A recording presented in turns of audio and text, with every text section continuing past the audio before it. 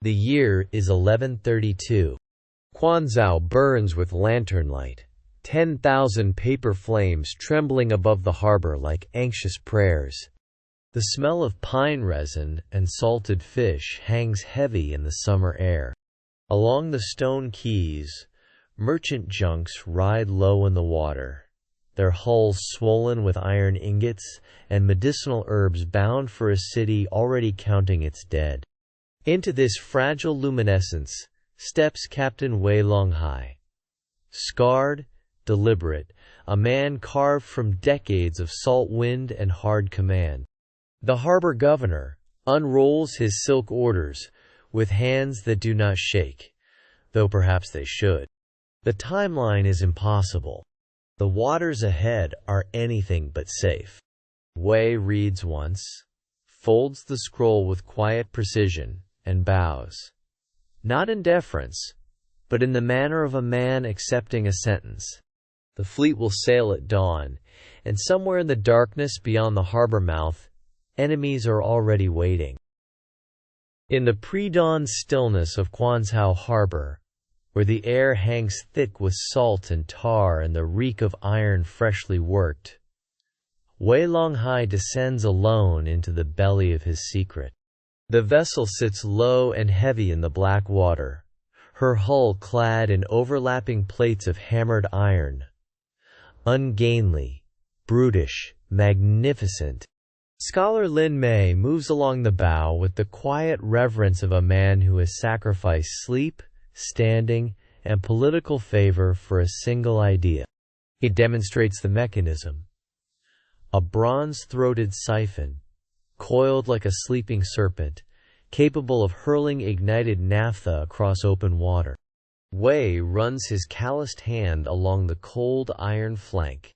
There is no ceremony here, no imperial blessing, only two pragmatic minds, a revolutionary machine, and the desperate weight of 10,000 lives waiting upstream. Tomorrow, the fleet sails. The night before departure, Quanzhou opens its arms. Lanterns of red silk sway above lacquered tables heavy with roasted pork, salted plums, and jars of warm Shaxing wine. Commander Zhao Jiwen moves through the hall like a man born to be watched. His laugh broad, his toasts generous, his eyes perpetually calculating. He clasps Wei Longhai's weathered hands with both of his own, a gesture of brotherhood as old as the dynasty itself. Yet twice, in the amber flicker of the oil lamps, Zhao steps apart. A whisper exchanged with a merchant steward. A glance held a breath too long toward the harbor. Small moments, easily forgiven in the warmth of good wine and full bellies. No one marks them. No one, that night, is looking for the shape of treachery. But the sea has a long memory, and so does morning.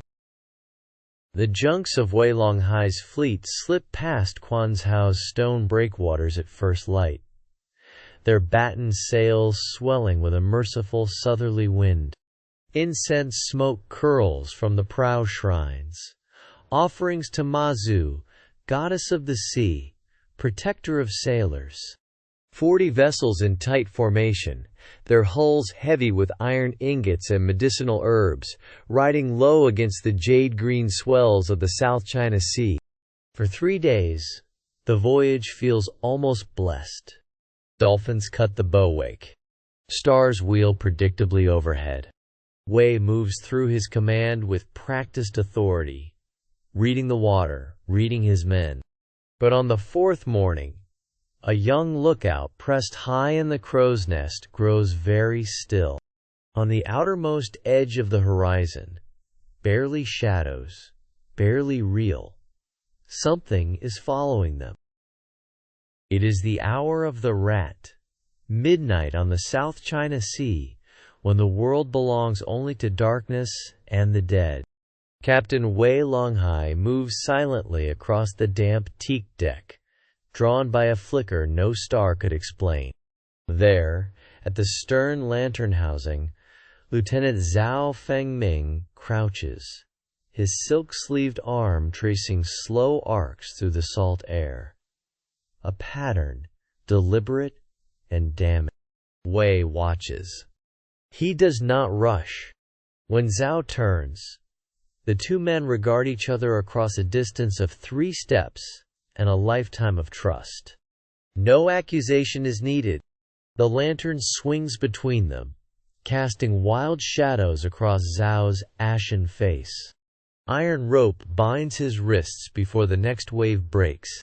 But somewhere beyond the black horizon, enemy signal fires are already answering.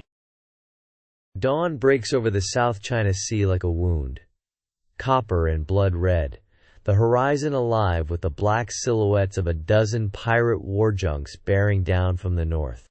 Zhao's treachery has delivered them perfectly.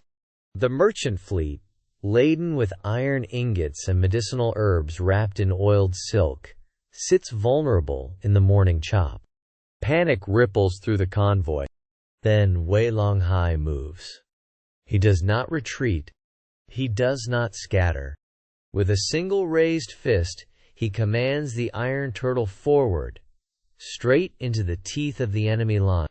The armored hull absorbs the first volley of fire arrows like stones swallowing rain. Wood splinters. Men on pirate decks stumble backward in disbelief. Nothing should survive that onslaught.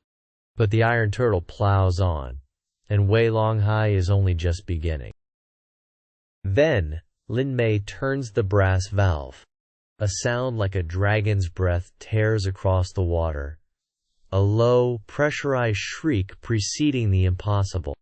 Burning naphtha erupts from the Iron Turtle's iron throat in a roaring torrent of orange and black, painting the sea itself in fire. Pirate vessels scatter like paper offerings thrown into a temple flame. Oars are abandoned. Men leap into waters already shimmering with heat. Within minutes, 3 enemy ships are consumed entirely, their lacquered hulls crackling and spitting into the South China Sea. The pirate fleet, fearless against sword and arrow, has no language for this. They flee. Wei Longhai watches from the command deck, his face illuminated by the dying blaze, expression unreadable. Because behind the fleeing ships, the southern horizon has turned a sickly, churning green. The sky tears itself apart. What began as an ill omen on the horizon now descends with annihilating fury. Walls of black water, wind that shreds sail and sanity alike. The merchant junks, laden with iron and medicine, are playthings in the hands of something ancient and indifferent. Then Wei Longhai makes his choice. Iron chains, forged in Quanzhou's own foundries, are fed hand over hand through screaming darkness, linking each vessel to the Iron Turtle's massive hull. The armored ship groans under the collective weight, its iron-plated timbers screaming against the sea's demands. 2 junks splinter at their moorings. One simply vanishes, but the chain holds. Dawn reveals a battered, bloodied fleet, still breathing, and somewhere beyond the retreating storm, the pirate fleet is waiting. The South China Sea offers no apology for what it has taken. Dawn breaks thin and gray over waters still churned to jade and white, revealing the terrible arithmetic of survival. 2 junks, gone. 47 men, gone. Their names already dissolving into the salt air like incense smoke.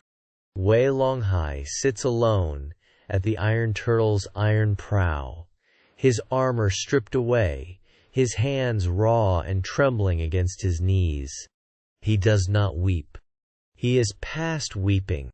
Scholar Lin finds him there and settles beside him in silence, 2 men small against an immense and indifferent sky.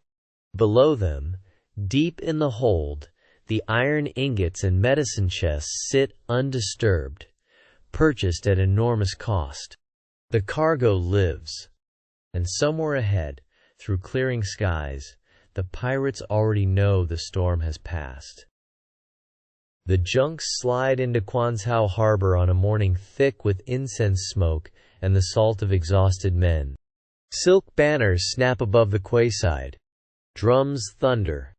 The city, which had counted its last measures of grain, now counts its living. Wei Longhai stands apart from the ceremony, his scorched robe unreplaced, watching his crew kneel to receive ribbons of honor they have bled for. He does not step forward when his name is called.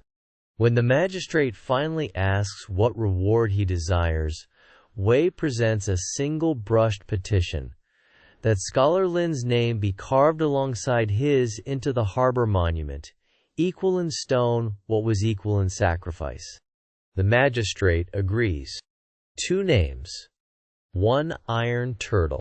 But even as the chisels are prepared, word reaches the harbor master. Something is moving through the northern passes.